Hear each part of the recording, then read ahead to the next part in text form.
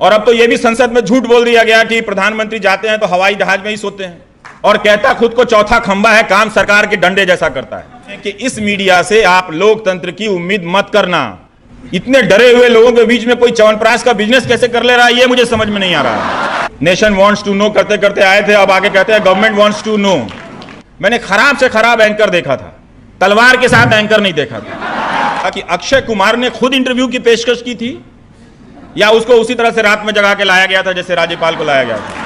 आपका एक किसी पाकिस्तान के साथ फोटो खिंच जाए, तुरंत कहेगा कि जेएनयू वाला एंटी नेशनल हो गया। लेकिन ये सब एंकर जो है सो कॉल्ड नेशनल, रोज पाकिस्तान के किसी आदमी को बिठा के डिबेट कर रहा होता है। ये इनका देश प्रेम है। भारत में प्याज 100 रुपया किलो हो गया, चिंता नहीं। पाकिस्तान में 100 रुपया किलो टमाटर मिल रहा है, उसकी चिंता है। तो खोलो अपना ब्यूरो वहीं जाकर। अगर आपको गुवाहाटी में ब्यूरो नहीं है, भुवनेश्वर में ब्यूरो नहीं है, तो इस्लामाबाद में खोल लीजिए आप। अब रोज रोज अखबार में और टीवी में प्रधानमंत्री को ही देखना है तो उनका एक फोटो क्यों नहीं हम घर में लगा सकते हैं। आ रहे हैं तो रिपब्लिक टीवी के कार्यक्रम में कह रहे हैं कि हमारी सरकार के अच्छे कामों को आप नहीं दिखाते। किसको कह रहे थे भाई? आपकी सरकार को बचाने के लिए तो 2000 रुपए के नोट में लोग जीपीएस सिस्टम दिखा रहे थे। मीडिया की कल्पना में यह बात है कि वो मानवाधिकार के लिए लड़ेगा, लेकिन भारत का मीडिया मानवाधिकार की कल्पना के खिलाफ लड़ता है और कहता खुद को चौथा खंबा है, काम सरकार के डंडे जैसा करता है। तो इस मीडिया ने हमारे भीतर की लोकतांत्रिकता को इतना खत्म कर दिया है कि हम अब चुप रहना सीख गए हैं और इतना डर गए हैं कि एक कवरेज से और एक लेख से हमें लगता है कि हमारा मुल्क भरभरा जाएगा। कोई खिलौना थोड़ी है कि कोई लेके चला जाएगा यहां से। ये जमीन तो यहीं रहने वाली है, हम रहें या ना रहें। लेकिन वो मीडिया अपने हक की आवाज भी नहीं उठा सका कि आप हमें अंदर तक जाने दीजिए। डल लेक पर घूमकर आकर टेलीविजन में लोग नॉर्मल बता रहे थे। तो इस बात में भी आपका मीडिया जो है हिंदुस्तान का, यह साबित हो गया कि ये आगे अब कभी लोकतंत्र के लिए खड़ा नहीं रहने वाला है। ये खतरनाक औजार है आपके सामने, इस बात को समझ लीजिए आप।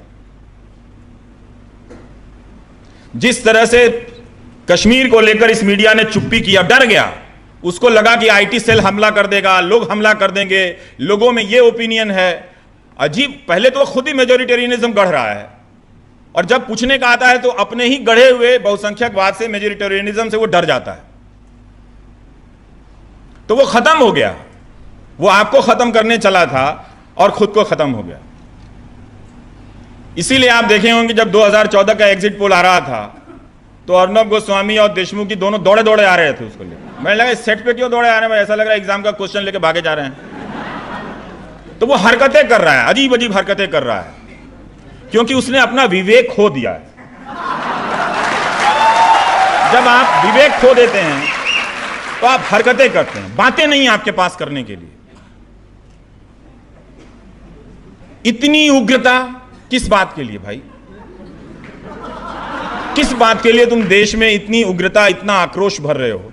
इतना ठंडा प्यारा अच्छा सा देश है ये। इससे खूबसूरत कोई और मुल्क नहीं है। लेकिन अभी ये विश्व गुरु नहीं है। 5 साल में जो इन्होंने यूनिवर्सिटी की हालत की है, उससे तो नहीं लगता कि इनका प्रोजेक्ट विश्व गुरु बनाने का है। और अब तो यह भी संसद में झूठ बोल दिया गया कि प्रधानमंत्री जाते हैं तो हवाई जहाज में ही सोते हैं। अगर मीडिया होता तो वो पूछता कि भाई अमेरिका में के तो होटलों के नाम हैं, फ्रांस में भी हैं, अमेरिका में 3-3 बार होटल में ठहरे, कौन से देश में ऐसी नौबत आ गई?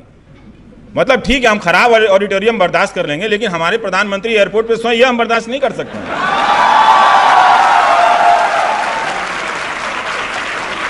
हम देंगे खर्चा उनके होटल में रहने का, हम लोग देंगे। फीस नहीं है तो क्या हुआ, स्मार्टफोन तो है ना, अपना बेच दीजिए, उनके होटल का खर्चा दे दीजिए।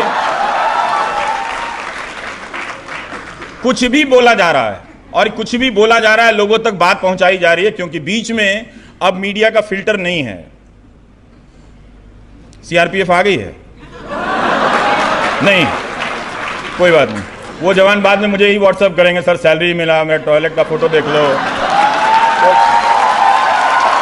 तो इस तरह से आप मीडिया के स्ट्रक्चर को देखिए कि आज जो हो रहा है, न्यूज़ 18 के एक प्रोमो में एक एंकर कह रहा है कि मेजॉरिटी अब तक चुप थी, कब चुप थी भाई? तुम आज एंकर बने हो, तुम्हारा आज प्रोमो बना है, और तुम ऐसे कहते हो कि प्रोमो में कि मेजॉरिटी चुप थी हिंदुस्तान की। कब चुप थी? लेकिन वो प्रोमो में कह रहा कि मेजॉरिटी अब तक चुप थी, अब बोलेगी। देखिए कितनी डरावनी बात है कि किसी देश का मीडिया अगर मेजॉरिटेरियनिज्म का ऐलान करे, डरना चाहिए दोस्तों, सोचना चाहिए इसका रिजल्ट क्या निकलेगा। 4.5% जीडीपी के अलावा इसका कोई रिजल्ट निकल रहा है? उस मेजॉरिटी के ही लड़कों की नौकरियां जा रही हैं, लड़कियों की नौकरियां जा रही हैं, और उनके ही बच्चे जो हिंदी प्रदेश के ज्यादातर बच्चे हैं, उनको ना अच्छा स्कूल मिल रहा है, ना अच्छा कॉलेज मिल रहा है, और ना अच्छा अखबार मिल रहा है। एक ही मौका था उनके पास, प्लेटफॉर्म था कि ये मीडिया हमको बताता है, कम से कम हमको स्कूल में मास्टर नहीं मिला, प्रोफेसर नहीं मिला, तो अब वो अखबार भी उसको अंधेरे में रखने का काम करता है। तो जब मीडिया और सत्ता हर तरह की कट्टरता के गोद में बैठ जाए, तब लोकतंत्र अपने भरोसे का ठिकाना बदल लेता है। वो अखबारों में नहीं रहता, न्यूज़ चैनलों में नहीं रहता है, वो खुद को जनता के विवेक के उन कोनों में बचा कर रखता है जहां कोई चीखने वाला राष्ट्रवादी एंकर नहीं होता, और जिसके बगल में इस यूनिवर्सिटी में तोप रखने की वकालत करने वाला कोई रिटायर्ड फौजी भी नहीं होता है। अगर इस तरह से कॉलेजों में टैंक रख दिए जाएं तो दुनिया भर की सेना के बैरक खाली हो जाएंगे। यूनिवर्सिटी आपकी बैरक में बदल जाएगी और बैरक में यूनिवर्सिटी खोलनी पड़ जाएगी। उन सिपाहियों की कोई हमदर्दी नहीं है, उन सिपाहियों की तकलीफ के बारे में ये मीडिया बात नहीं करता है। कभी उनके घरों में नहीं जाता कि उनके बच्चों के साथ क्या हो रहा है, उनकी सैलरी के साथ क्या हो रहा है, वो मच्छर और मलेरिया से मर जा रहे हैं, उनकी बात नहीं करता है। लेकिन उनका इस्तेमाल करके एक तरह का एक मेजॉरिटेरियनिज्म आप पे थोप रहा है। ये उदाहरण बार बार बता रहे हैं कि इस मीडिया से आप लोकतंत्र की उम्मीद मत करना। इसने पीछे पीठ में छुरा नहीं मारा है, सीने पे मारा है।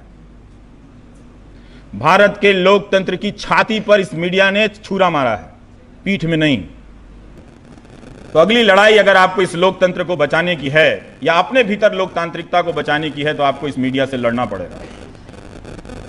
आपको सबसे पहले अगर भारत के लोकतंत्र को खतरे में कहीं देखना है तो कहीं और नहीं, टेलीविजन चैनल और अखबारों के पन्ने में नजर आ जाता है कि राहुल गांधी विपक्ष नेता जब कश्मीर जाते हैं और जब रिटर्न करते हैं तो वो खबर इंडियन एक्सप्रेस के पहले पन्ने पर भी नहीं थी। इतना डर है भाई। इतने डरे हुए लोगों के बीच में कोई च्यवनप्राश का बिजनेस कैसे कर ले रहा है, ये मुझे समझ में नहीं आ रहा है।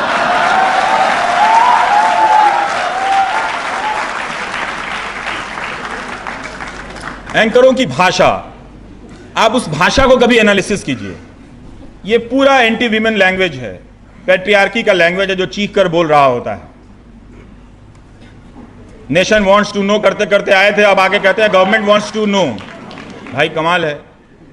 तो वो भाषा को देखिए और उसके व्यवहार को देखिए, तो आपको समझ में आ जाएगा कि ये सारे डेमोक्रेटिक नॉर्म, इसलिए कहता हूं भारत का जो लोकतंत्र है वो अर्जित लोकतंत्र है। हम सब ने इसको कई मोर्चे पर अर्जित किया है। दलितों ने अपने लिए एक अलग मोर्चे पर इसे अर्जित किया, अल्पसंख्यकों ने अर्जित किया, सब ने अपनी अपनी लड़ाइयां लड़कर इस लोकतंत्र में कुछ ना कुछ अर्जित किया है। और उस सारे अर्जित लोकतंत्र को खत्म करने के लिए ये इनकी भाषा बदली है। जिस भाषा में हिंसा है, देह भाषा में भी हिंसा है। मैंने खराब से खराब एंकर देखा था, तलवार के साथ एंकर नहीं देखा था। तलवार लेकर रिपोर्टर और एंकर फोटो खिंचा रहे हैं इस भारत में। और जो सूचना प्रसारण मंत्री हैं उनको नजर नहीं आया, उनको लाइसेंस की बात नजर नहीं आई। ये जो ब्रॉडकास्टिंग एसोसिएशन का एनबीएस है उसको इसमें गलत नजर नहीं आया कि एक न्यूज चैनल का एडिटर जो है वो तलवार लेकर डिस्प्ले कर रहा है। तो ये चुप्पी क्या कह रही है? या तो वो दौर आ गया जिसका नाम नहीं लेना चाहता हूं, या उसके लाने की तैयारी हो रही है, आधी मील वो क्रॉस कर चुके हैं। तो इसलिए आप देखिए कि किस तरह से ये एंकर लोग हरकत कर रहे हैं। घुड़सवार बन के आ जाएंगे जेएनयू के बाहर, कहेंगे आ गए हैं हम तलवार लेकर, और पगड़ी पहन लेंगे, कहेंगे कि हम छठी सदी को जेएनयू के हमला करके जिंदा करने वाले हैं। ऐसे ही वो हिस्ट्री को रिक्रिएट करते रहते हैं। तो जुबान सांप्रदायिक और पितृसत्तात्मक हो गई है, पेट्रियार्की हो गई है। एक क्राइसिस तो होता है, जैसे आप लोग यहां जमा हैं तो उनके लिए भी बहुत सारे लोग जमा होते हैं। लोग चाहिए ना दिखाने के लिए, टीआरपी चाहिए, ये सब चाहिए। तो उनके लिए भी आईटी सेल एक सपोर्ट सिस्टम प्रोवाइड करता है, एक तरह का एक दर्शक सिस्टम प्रोवाइड करता है जो समर्थकों को कहता है कि आप यही देखिए, ये मत देखिए। तो उनको भी एक सोशल इकोसिस्टम प्रोवाइड कराया गया उन एंकरों का कि तुम बाहुबली हो, लेकिन डरने की बात नहीं है, हमारे देश में बाहुबलियों को इज्जत मिलती है। वो चुन सकते हैं कि इस टेलीविजन और अखबारों के जरिए आवाज उठाने वालों को जो सामान्य सवाल है, यही सवाल है ना कि आप कौन से होटल में नहीं रुके थे, कहां पैसा नहीं था, किस एयरपोर्ट पे आपको रात सोनी पड़ गई थी। तो ये सब सवाल तो कोई खतरा में नहीं है, इससे तो उनके 20 साल राज करने के सपने पर कोई असर नहीं पड़ता। ये सब मासूम से सवाल है। लेकिन आप पूछ दीजिए तो कहेगा आप एंटी मोदी हैं, आप एंटी हिंदू हैं, आप एंटी इंडिया हैं। तो इस तरह से चीजें आपको बताई जाती हैं। तो एक तरह से आप देखिए कि पहले ये जो मीडिया था अपने आप को फोर्थ स्टेट कहता था, लेकिन दोस्तों बताते हुए बहुत दुख हो रहा है कि ये अब फोर्थ स्टेट का पार्ट नहीं है, ये डीप स्टेट का पार्ट है। अगर ये डीप स्टेट का पार्ट नहीं होता तो शनिवार की सुबह सिर्फ एएनआई वहां नहीं होता जहां राज्यपाल शपथ दिला रहे थे। अगर ये डीप स्टेट का पार्ट नहीं होता तो आपको औपचारिक रूप से पता होता कि अक्षय कुमार ने खुद इंटरव्यू की पेशकश की थी या उसको उसी तरह से रात में जगा के लाया गया था जैसे राज्यपाल को लाया गया था।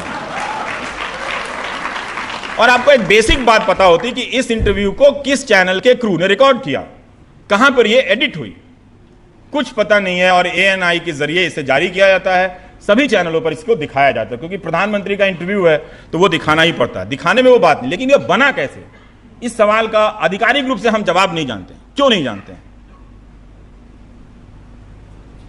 एक तो वो इंटरव्यू ही इंसल्ट था भारत की जनता पर चुनाव के बीच में। हल्के फुल्के नेताओं के इंटरव्यू होते रहते हैं, होते भी रहना चाहिए, तभी उसी में पता चलता है बहुत सारी चीजें।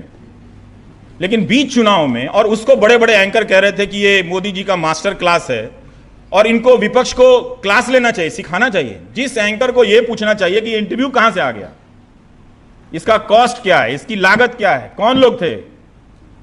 तो इसीलिए अब ये मीडिया जो है वो डीप स्टेट का मीडिया है।